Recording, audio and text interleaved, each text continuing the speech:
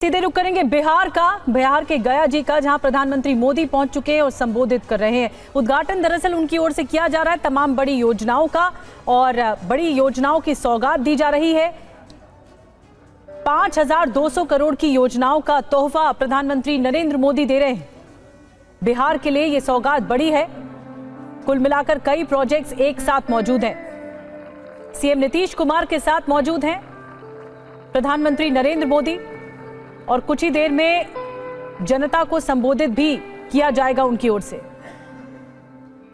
13,000 करोड़ कुल मिलाकर पूरे बिहार के लिए परियोजनाओं का उद्घाटन हुआ है, लेकिन गया जी को बड़ी सौगात मिली है और प्रधानमंत्री नरेंद्र मोदी की ओर से ये तमाम परियोजनाओं से पर्दा उठाया गया है। 13,000 करोड़ की परियोजनाओं का उद्घाटन किया है। पूरे बिहार के लिए बड़ी सौगात है। इस साल बिहार में चुनावी साल है और बिहार के गया में प्रधानमंत्री मोदी की कुछ देर में जनसभा भी होने वाली है, संबोधित करेंगे कुछ देर में। और जिन प्रोजेक्ट्स का आगे बढ़ाया गया है, जिन प्रोजेक्ट्स का आगे डेवलपमेंट होगा, उन प्रोजेक्ट्स के बारे में एक क्लिप भी वहां पर चलाई जा रही है। एक प्रदर्शनी भी दिखाई जा रही है कि किन किन प्रोजेक्ट्स को आगे बढ़ाया जाएगा। तो योजनाओं का जो शुभारंभ हो रहा है, आपको बता रहे हैं, बिक्रमगंज डुमराव रोड का जो सुधार है, इसके लिए 179 करोड़ दिए गए हैं। गया नई दिल्ली अमृत भारत एक्सप्रेस के लिए भी हरी झंडी दिखाई जा रही है। वैशाली कोडरमा बुद्ध सर्किट ट्रेन को भी हरी झंडी दिखाई जा रही है। 16,000 लाभार्थी हैं आवास योजना गृह प्रवेश के, इनको भी आगे सर्टिफिकेट बांटे जाएंगे। ओंटा सिमरिया 6 लेन का जो ये प्रोजेक्ट है, गंगा पुल है, इसके लिए भी आवंटित होगी राशि।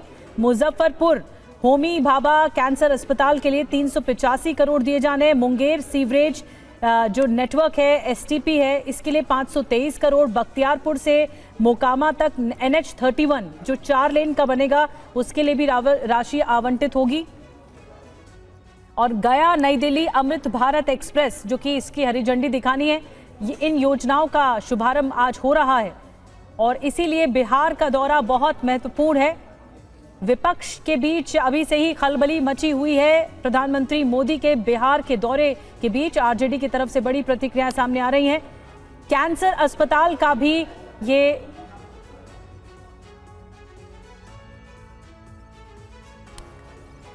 परियोजनाओं का उद्घाटन हो रहा है और ये अभी कुछ देर में प्रधानमंत्री मोदी की ओर से जनसभा को भी संबोधित किया जाएगा।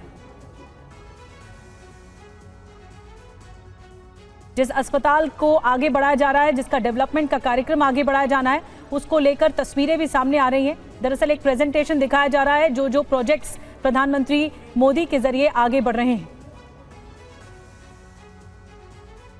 इसके अलावा आवास योजना के तहत जो लाभार्थी हैं, उन तक भी लाभ पहुंचेगा। आवास योजना गृह प्रवेश, बक्सर थर्मल पावर प्लांट, जो कि ग्राफिक्स के जरिए हम आपको दिखा रहे हैं कि ये तमाम योजनाएं हैं, परियोजनाएं हैं जिनका शिलान्यास और उद्घाटन किया जाना है। मुंगेर सीवरेज नेटवर्क एसटीपी, जिसके लिए आवंटित होना है। बख्तियारपुर से मोकामा NH31 जो 4 लेन का है। बिक्रमगंज डुमराव जो रोड है, उसका सुधारीकरण का भी काम है। गया नई दिल्ली अमृत भारत एक्सप्रेस भी इसमें शामिल है। देखिए, प्रधानमंत्री के हाथों में रिमोट है और उनके जरिए इन योजनाओं की शुरुआत हो रही है। रुपेश का रुख करेंगे। रुपेश, खलबली विपक्ष में पहले ही है प्रधानमंत्री मोदी के दौरे से जुड़ी हुई, और कुछ देर में अब संबोधित भी किया जाएगा। हो सकता है संभवतः विपक्ष पर एक निशाना भी साधा जाए, लेकिन बिहार को ये बहुत बड़ी सौगात है जो पीएम मोदी की ओर से दी जा रही है। इस साल चुनावी साल भी है। देखिए, बिल्कुल निधि, और खलबली दोनों तरफ है आग बराबर लगी हुई। तेजस्वी यादव और राहुल गांधी बिहार में दौरा कर रहे हैं, यात्रा कर रहे हैं, उससे इधर आग लगी हुई है और बार बार प्रधानमंत्री की रैली हो रही है। प्रधानमंत्री अभी तक 80,000 करोड़ की सौगात दे चुके हैं बिहार को। जब भी बिहार पहुंच रहे हैं 1,000 करोड़ से ज़्यादा की ही सौगात। अब आज देखिए 13,000 करोड़ की सौगात मिल रही है, और इस सौगात में ना सिर्फ उद्योग, सड़क, रेल, बल्कि बिजली बहुत महत्वपूर्ण है कि अब बिहार जो है वो सरप्लस, बिजली के मामले में सरप्लस स्टेट हो जाएगा। 660 मेगावाट की जो योजना है उसका आज उद्घाटन प्रधानमंत्री करेंगे। जो कनेक्टिविटी है, जिस तरीके से बिहार में सड़कों का जाल बिछा, एनएच की जो स्थिति है, आज उसमें एक कदम आगे बढ़कर के और बहुत उद्योग धंधों के लिहाज से, कनेक्टिविटी के लिहाज से और धार्मिक दृष्टिकोण से भी अगर आप देखें तो अंग प्रदेश से लेकर के और मगध और मिथिला, इन तीनों की जो त्रिवेणी है सिमरिया, वहाँ पर औंटा घाट से लेकर के और सिमरिया तक देश का सबसे चौड़ा, बल्कि एशिया का सबसे चौड़ा जो 6 लेन पुल है वो बना है। 8 किलोमीटर लंबा, ये अगर पूरे अप्रोच रोड को देखें तो 8 किलोमीटर लंबा पुल है। उसका उद्घाटन प्रधानमंत्री ने ही घोषणा भी की थी, प्रधानमंत्री ने ही उसका शिलान्यास भी किया था और आज प्रधानमंत्री नरेंद्र मोदी ही उसका उद्घाटन भी करेंगे। गया भी बहुत महत्वपूर्ण है क्योंकि ये जो मगध का क्षेत्र है वो भारतीय जनता पार्टी के लिए कभी भी, चाहे वो विधानसभा चुनाव हो या फिर लोकसभा का चुनाव हो, बहुत उत्साहवर्धक पहले नहीं रहा है। लेकिन हाल के दिनों में लोकसभा चुनाव में तो अपेक्षित परिणाम बीजेपी को मिला, लेकिन विधानसभा चुनाव में अगर देखें तो वो अपेक्षित परिणाम बीजेपी को वहां या एनडीए को नहीं मिला है। लिहाजा आज उसी इलाके में गया जी में प्रधानमंत्री की जो रैली है और ये जो विकास की योजनाएं हैं गया और उसके पास आसपास बक्सर से लेकर के और मुजफ्फरपुर में आप देखिए कि जिस तरीके से होमी भाभा जो कैंसर अस्पताल और अनुसंधान केंद्र का भी आज उद्घाटन होने जा रहा है, तो बहुत महत्वपूर्ण है। ना सिर्फ जब प्रधानमंत्री जब सिवान आए थे, जब भागलपुर आए थे, जब जमुई आए थे, जब सासाराम आए थे, हर बार प्रधानमंत्री के दौरे से बिहार को कई सौगातें मिल रही हैं। आज नीतीश कुमार ने भी गया जी के मंच से मुख्यमंत्री ने ये कहा कि किस तरीके से कौन से बजट में बिहार के लिए क्या घोषणा केंद्र सरकार ने की, केंद्र सरकार का कैसा सहयोग मिल रहा है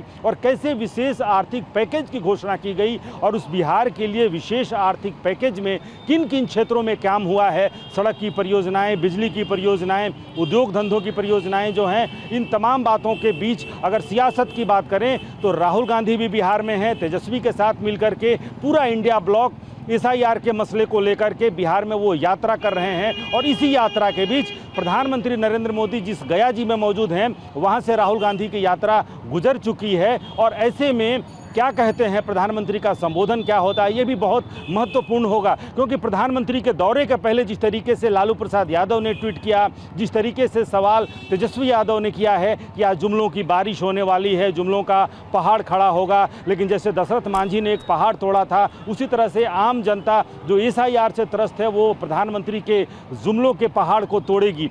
अब किस तरीके से विपक्ष के इन आरोपों का, खास करके जो एसआईआर को लेकर के जो एक माहौल यहाँ पर बना है, जिस तरीके से एसआईआर के बाद से लगातार सवाल खड़े करते रहे थे, प्रेस कॉन्फ्रेंस करके तेजस्वी यादव, इस बिहार बंद का आयोजन किया गया और उस बिहार बंद के दौरान राहुल गांधी भी यहाँ पर पहुँचे थे और उन्होंने चुनाव आयोग के दफ्तर तक एक मार्च भी किया था और उसके बाद से अब राहुल गांधी एक यात्रा कर रहे हैं। बिहार के 23 जिलों की यात्रा होगी और ये यात्रा का पहला पड़ाव पूरा हुआ है, दूसरा पड़ाव कल से शुरू हो गया है। आज मुंगेर और भागलपुर में यात्रा है, तो बहुत महत्वपूर्ण होगा ये सुनना कि प्रधानमंत्री नरेंद्र मोदी क्या उस मंच से राहुल गांधी की ये यात्रा, तेजस्वी यादव की यात्रा और ख़ास करके जिस तरीके से लालू प्रसाद यादव आम तौर पर जो पिछले दिनों जो भी सियासत हो रही है उसमें कम ही हस्तक्षेप कर रहे हैं, लेकिन बहुत जल्दबाजी उन्होंने की और उन्होंने कहा कि नीतीश कुमार की सियासत का पिंडदान करने के लिए प्रधानमंत्री गया जी पहुंच रहे हैं, क्योंकि गया जी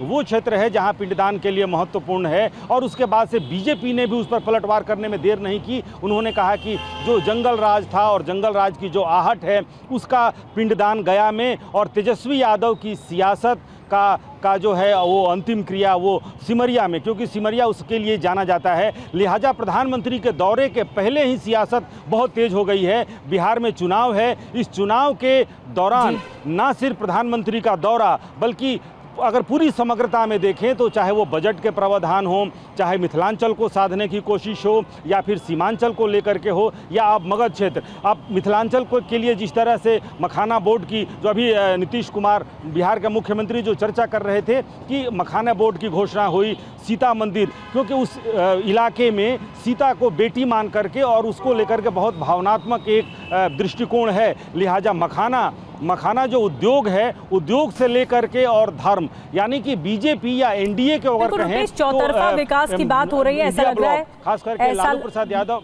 जी रुपेश, मैं आऊंगी आपके पास। चौतरफा विकास की बिहार की बात हो रही है, ऐसा लग रहा है बिहार राजनीति का एपिसेंटर हो चुका है। एक तरफ राहुल गांधी की भी यात्रा चल रही, दूसरी तरफ प्रधानमंत्री मोदी का दौरा। आऊंगी मैं आपके पास रुपेश, लेकिन देखिए दो तस्वीरें आपको दिखा रहे हैं। एक तरफ गया में प्रधानमंत्री मोदी हैं, कुछ देर में उनका संबोधन भी आने वाला है, तमाम परियोजनाओं का उद्घाटन किया जा रहा है। तो दूसरी तरफ वोटर अधिकार यात्रा से संदेश दिया जा रहा है राहुल गांधी के जरिए। तो ये मगध को योजनाओं की सौगात दी जा रही है प्रधानमंत्री मोदी की ओर से। तो दूसरी तरफ बिहार में इस बार जीत की हुंकार भी राहुल गांधी भरते हुए दिख रहे हैं और प्रधानमंत्री मोदी संबोधित कर रहे हैं। विश्वविख्यात ज्ञान और मोक्ष के पवित्र नगरी गया जी के हम प्रणाम करही। विष्णुपद मंदिर के ई गौरवशाली भूमि पर अपने सबके अभिनंदन करत ही बिहार के राज्यपाल आरिफ मोहम्मद खान जी, यहां के लोकप्रिय मुख्यमंत्री नीतीश कुमार जी, केंद्रीय मंत्रिमंडल के मेरे सहयोगी जीतन राम मांझी जी, राजीव रंजन सिंह, चिराग पासवान जी, रामनाथ ठाकुर जी, नित्यानंद राय जी, सतीश चंद्र दुबे जी, राजभूषण चौधरी जी, डिप्टी सीएम सम्राट चौधरी जी, विजय कुमार सिन्हा जी, बिहार सरकार के मंत्रीगण, संसद में मेरे साथी उपेंद्र कुशवाहा जी, अन्य सांसदगण और बिहार के मेरे प्यारे भाइयों और बहनों, गया जी की ये धरती अध्यात्म और शांति की धरती है। ये भगवान बुद्ध को बोध कराने वाली पावन भूमि है। गया जी की आध्यात्मिक और सांस्कृतिक विरासत बहुत प्राचीन है, बहुत समृद्ध है। यहां के लोगों की इच्छा थी कि इस नगरी को गया नहीं, गया जी कहा जाए। मैं इस निर्णय के लिए बिहार सरकार का अभिनंदन करता हूं। मुझे खुशी है कि गया जी के तेज विकास के लिए बिहार की डबल इंजन सरकार लगातार काम कर रही है। भाइयों बहनों, आज भी गया जी की पावन भूमि से एक ही दिन में 12,000 करोड़ रुपए की परियोजनाओं का लोकार्पण या शिलान्यास हुआ है। इनमें ऊर्जा, स्वास्थ्य और शहरी विकास के जुड़े कई बड़े प्रोजेक्ट्स हैं। इनसे बिहार के उद्योगों को ताकत मिलेगी और युवाओं के लिए रोजगार के नए अवसर भी बनेंगे। मैं इन परियोजनाओं के लिए बिहार के लोगों को बधाई देता हूं। बिहार में बेहतर स्वास्थ्य सुविधाओं के लिए आज यहां हॉस्पिटल और रिसर्च सेंटर का उद्घाटन भी हुआ है। अब बिहार के लोगों को कैंसर के इलाज के लिए एक और सुविधा मिल गई है। साथियों, गरीब के जीवन से मुश्किलें दूर करना महिलाओं के जीवन को आसान बनाना मुझे जनता जनार्दन का सेवक बनकर यही काम करने में सबसे ज्यादा खुशहाली होती है। जैसे गरीब को पक्का घर देना, साथियों, मेरा एक बड़ा संकल्प है। जब तक हर जरूरतमंद को पक्का घर नहीं मिल जाता, मोदी चैन से नहीं बैठेगा।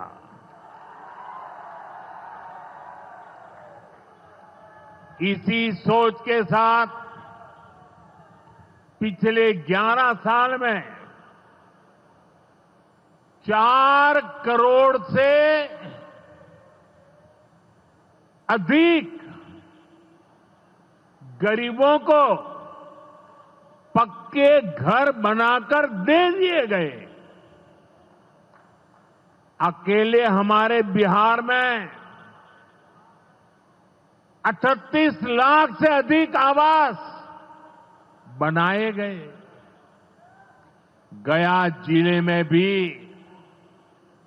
2 लाख से अधिक परिवारों को अपना पक्का घर मिला है। और हमने सिर्फ घर यानी 4 दीवारें नहीं दी, बल्कि उन घरों के साथ गरीब को उसका स्वाभिमान दिया है। इन घरों में बिजली, पानी, शौचालय और गैस कनेक्शन की सुविधाएं दी हैं। यानी गरीब परिवारों की भी सुविधा, सुरक्षा और सम्मान से जीने की गारंटी मिली है। साथियों, आज इसी सिलसिले को आगे बढ़ाते हुए बिहार के मगध क्षेत्र के 16,000 से ज्यादा परिवारों को अपना पक्का घर दिया है। यानी इस बार इन परिवारों में दिवाली और छठ पूजा की रौनक और ज्यादा होगी। मैं अपना घर पाने वाले सभी लाभार्थी परिवारों को बहुत बहुत बधाई देता हूं। और जो लोग अब भी पीएम आवास योजना के लाभ से छूट गए हैं, मैं उन्हें विश्वास दिलाता हूं कि पीएम आवास का अभियान तब तक जारी रहेगा जब तक हर गरीब को अपना पक्का घर नहीं मिल जाता। साथियों, बिहार चंद्रगुप्त मौर्य और चाणक्य की धरती है। जब जब किसी दुश्मन ने भारत को चुनौती दी है, बिहार देश की ढाल बनकर खड़ा हुआ है।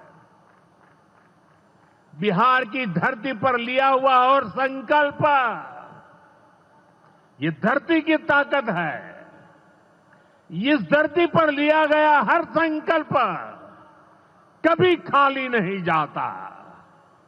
और इसलिए तो भाइयों बहनों, जब कश्मीर के पहलगाम में आतंकी हमला हुआ था, हमारे निर्दोष नागरिकों को उनका धर्म पूछ करके मारा गया, मैंने बिहार की इसी धरती से आतंकवादियों को मिट्टी में मिलाने की बात कही थी। आज दुनिया देख रही है बिहार की धरती से लिया गया वो संकल्प पूरा हो चुका है। आपको याद होगा उधर से पाकिस्तान हम पर ड्रोन हमले कर रहा था, मिसाइलें दाग रहा था, और इधर भारत पाकिस्तान की मिसाइलों को हवा में तिनके की तरह बिखेर रहा था। पाकिस्तान की एक भी मिसाइल हमें नुकसान नहीं पहुंचा पाई। साथियों, ऑपरेशन सिंदूर ने भारत की रक्षा नीति की नई लकीर खींच दी है। अब भारत में आतंकवादी भेजकर हमले करा के कोई बच नहीं सकेगा। आतंकवादी चाहे पाताल में क्यों न छिप जाए, भारत की मिसाइलें उन्हें दफन करके रहेगी। साथियों, बिहार का तेज विकास केंद्र की एनडीए सरकार की बहुत बड़ी प्राथमिकता है। इसलिए आज बिहार चौतरफा विकास के रास्ते पर आगे बढ़ रहा है। बीते वर्षों में पुरानी समस्याओं के समाधान तलाशे गए हैं और नई प्रगति के रास्ते भी बनाए गए हैं। आप याद करिए, लालटेन राज में यहां कैसी दुर्दशा थी। लालटेन राज में एक क्षेत्र लाल आतंक से जकड़ा हुआ था। माओवादियों की वजह से शाम के बाद कहीं आना जाना मुश्किल था।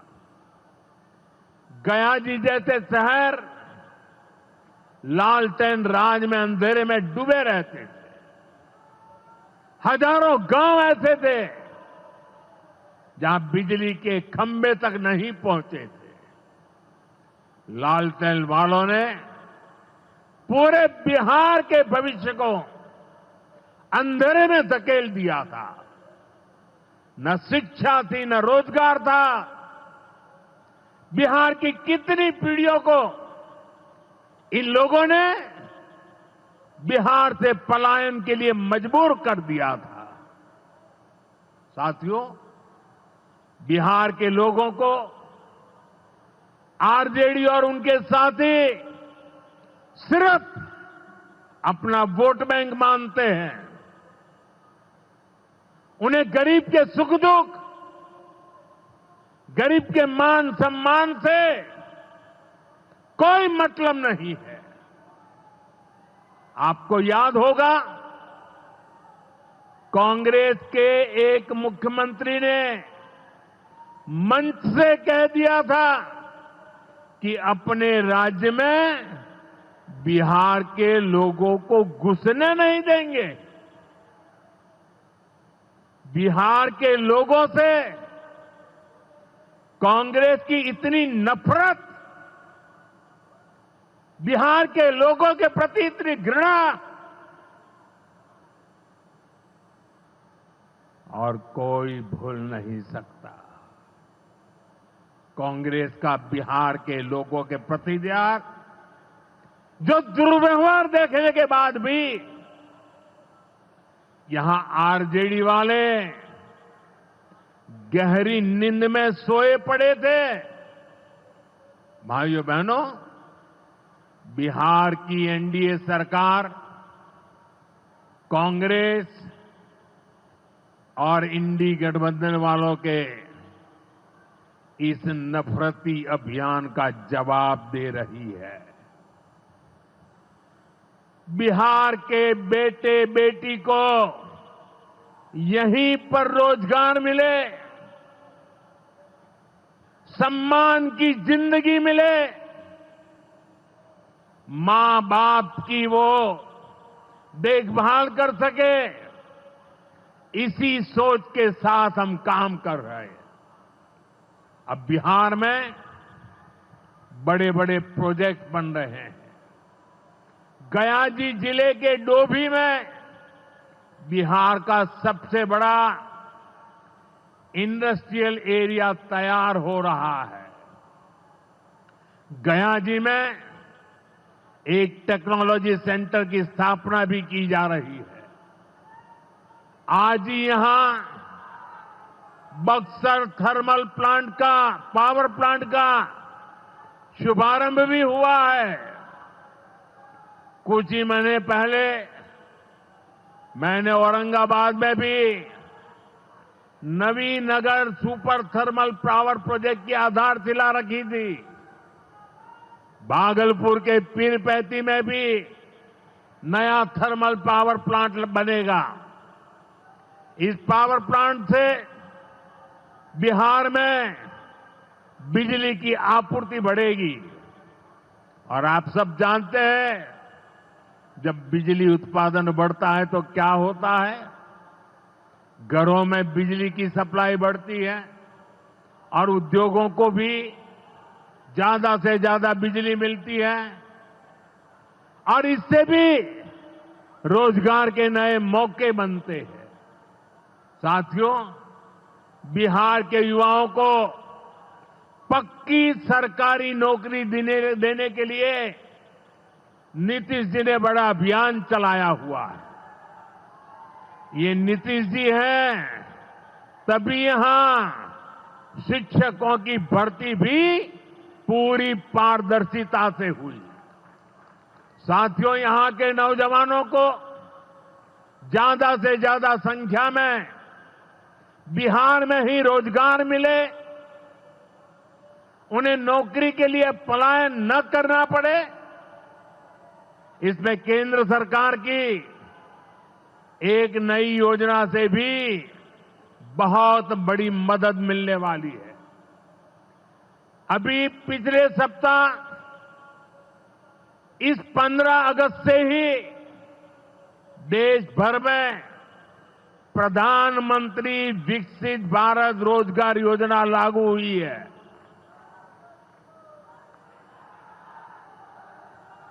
इसके तहत हमारे युवा जब निजी क्षेत्र में पहली नौकरी करेंगे तो केंद्र सरकार उन्हें अपने पास से 15,000 रुपये देगी। जो प्राइवेट कंपनियां युवाओं को रोजगार देगी, उन्हें भी अलग से पैसे सरकार देगी। इस योजना का बहुत बड़ा लाभ बिहार के मेरे युवाओं को भी होगा।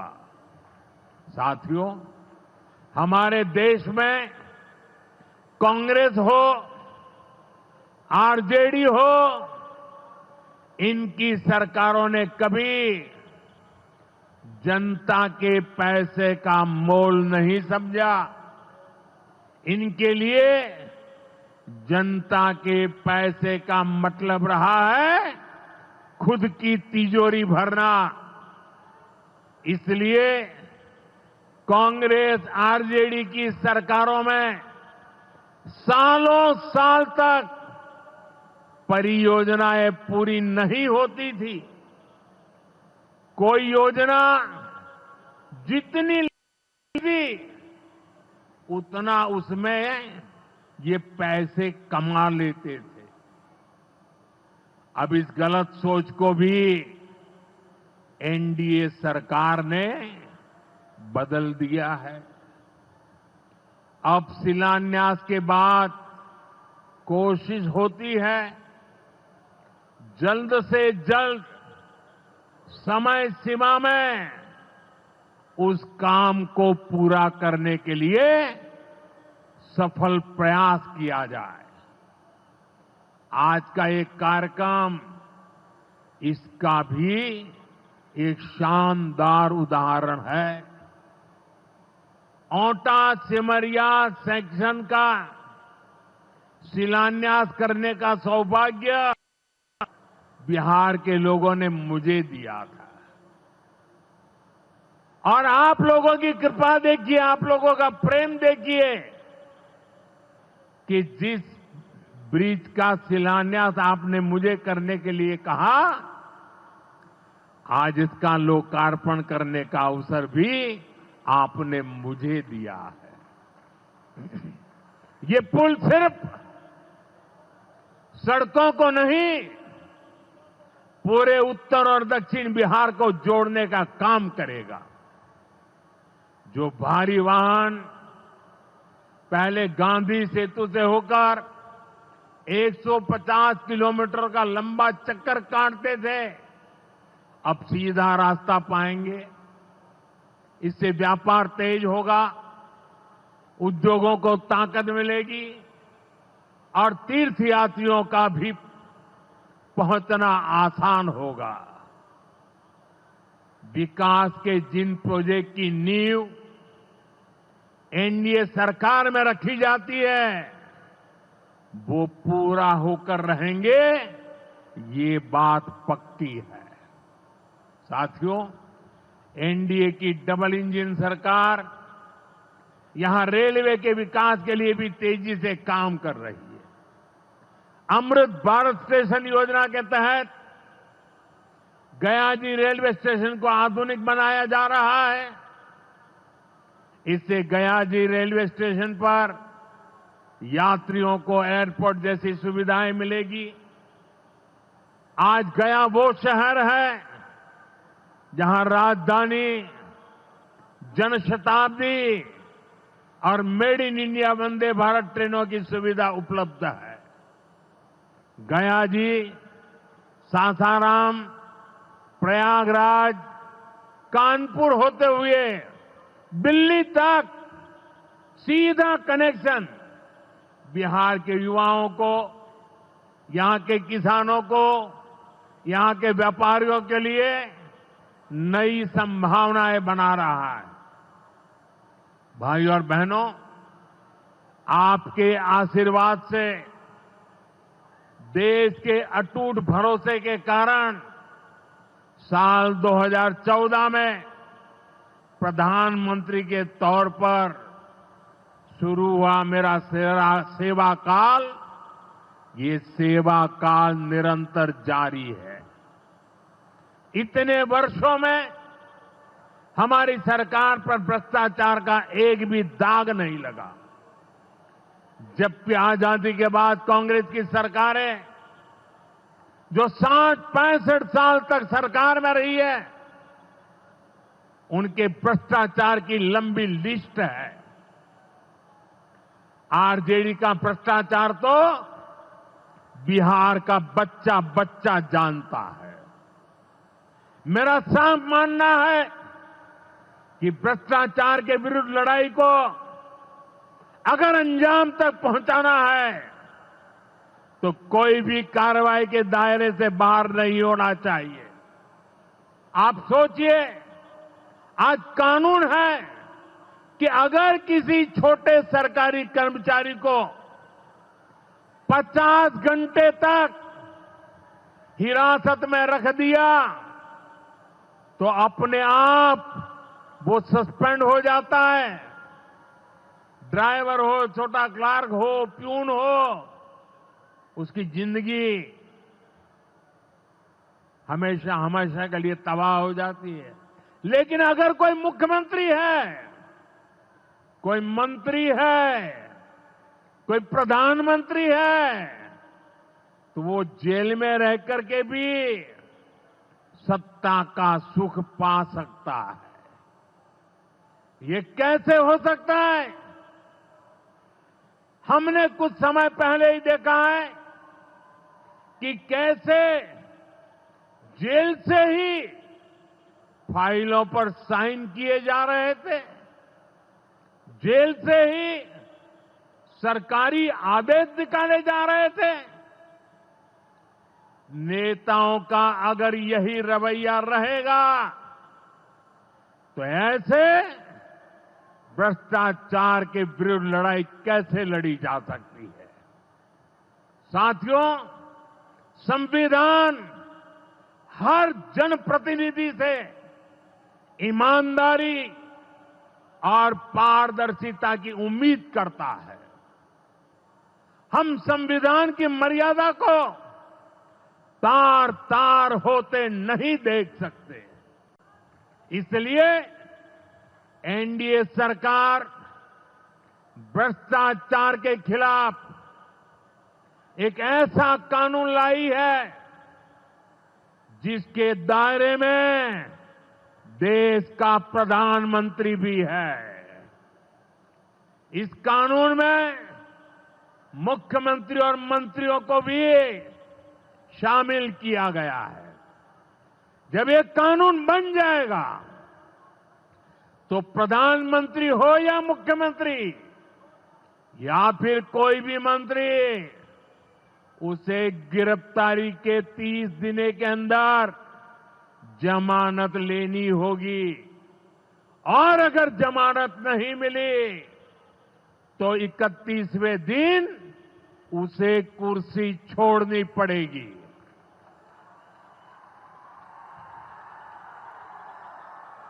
आप कहिए भाइयों, जो जेल जाए उसने कुर्सी छोड़नी चाहिए कि नहीं छोड़नी चाहिए? क्या वो कुर्सी पर बैठे रह सकता है क्या? क्या वो सरकारी फाइलों पे साइन कर सकता है क्या? क्या जेल में से कोई सरकार चला सकता है क्या? और इसलिए ऐसा सख्त कानून बनाने की तरफ हम आगे बढ़ रहे हैं। लेकिन साथियों, ये आरजेडी वाले, ये कांग्रेस वाले, ये लेफ्ट वाले इस कानून का विरोध कर रहे हैं। ये बहुत गुस्से में है और कौन नहीं जानता उनको किस बात का डर है। जिसने पाप किया होता है वो अपने पाप को दूसरों से छुपाता है, लेकिन खुद को भीतर से जानता है कि क्या खेल खेला है।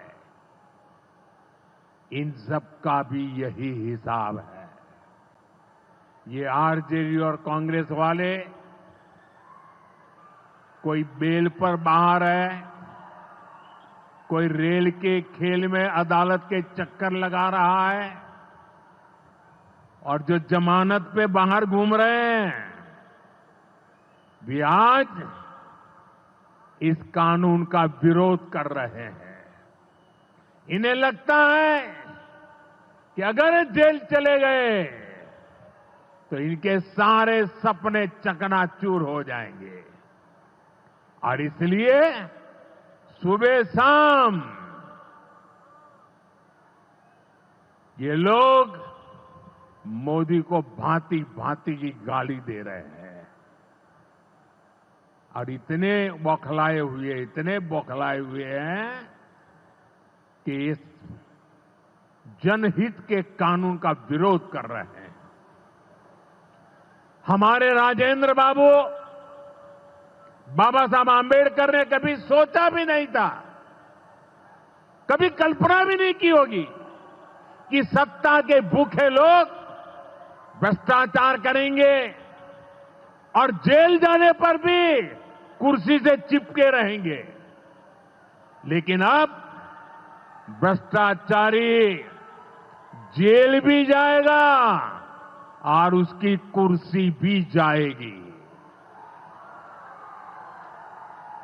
भारत को भ्रष्टाचार से मुक्त होने का संकल्प देश के कोटि कोटि लोगों का है।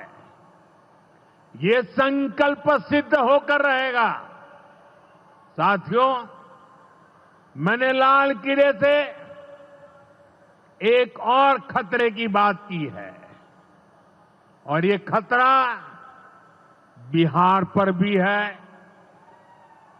देश में घुसपैठियों की बढ़ती संख्या चिंता का विषय है। बिहार के सीमावर्ती जिलों में तेजी से डेमोग्राफी बदल रही है। इसलिए एनडीए सरकार ने तय किया है कि देश का भविष्य घुसपैठियों को नहीं तय करने देंगे। घुसपैठियों को बिहार के युवाओं के रोजगार नहीं छीनने देंगे। जिन सुविधाओं पर भारतीय लोगों का अधिकार है, उस पर घुसपैठियों को डाका नहीं डालने देंगे। इस खतरे से निपटने के लिए मैंने डेमोग्राफी मिशन शुरू करने की बात कही है। बहुत जल्द ये मिशन अपना काम शुरू करेगा। हम हर घुसपैठियों को देश से बाहर करके ही रहेंगे। आप मुझे बताइए, एक घुसपैठियों को निकालना चाहिए कि नहीं निकालना चाहिए? क्या ये घुसपैठिए आपका रोजगार छीनने आपको मंजूर है? एक घुसपैठिए आपकी जमीन पे कब्जा कर ले आपको मंजूर है? एक घुसपैठिए आपका हक छीन ले आपको मंजूर है? बिहार के आप सभी लोग देश के भीतर बैठे घुसपैठियों के समर्थकों से भी सावधान रहिए। जान जाइए कौन घुसपैठियों के साथ खड़ा है। कांग्रेस और आरजेडी जैसे दल बिहार के लोगों का हक छीनकर घुसपैठियों को देना चाहते हैं। तुष्टीकरण के लिए, वोट बैंक को बढ़ाने के लिए कांग्रेस आरजेडी वाले कुछ भी कर सकते हैं, कितने ही नीचे जा सकते हैं। इसलिए बिहार के लोगों को बहुत सतर्क रहना है। साथियों, हमें हमारे बिहार को कांग्रेस आरजेडी की बुरी नजर से बचाकर रखना है। बिहार के लिए ये समय बहुत अहम है। बिहार के युवाओं के सपने पूरे हो, बिहार के लोगों की आकांक्षाओं को नई उड़ान मिले, इसके लिए केंद्र सरकार और नीतीश जी के साथ हम कंधे से कंधा मिलाकर बिहार के कल्याण के लिए काम कर रहे हैं। बिहार में विकास की गति बनी रहे, इसके लिए डबल इंजन की सरकार लगातार मेहनत कर रही है। आज के विकास प्रोजेक्ट इसी दिशा में महत्वपूर्ण कदम है। मैं एक बार फिर इन परियोजनाओं के लिए बिहार को देता हूं। मेरे साथ बोलिए, भारत माता की, भारत माता की, भारत माता की। बहुत बहुत धन्यवाद।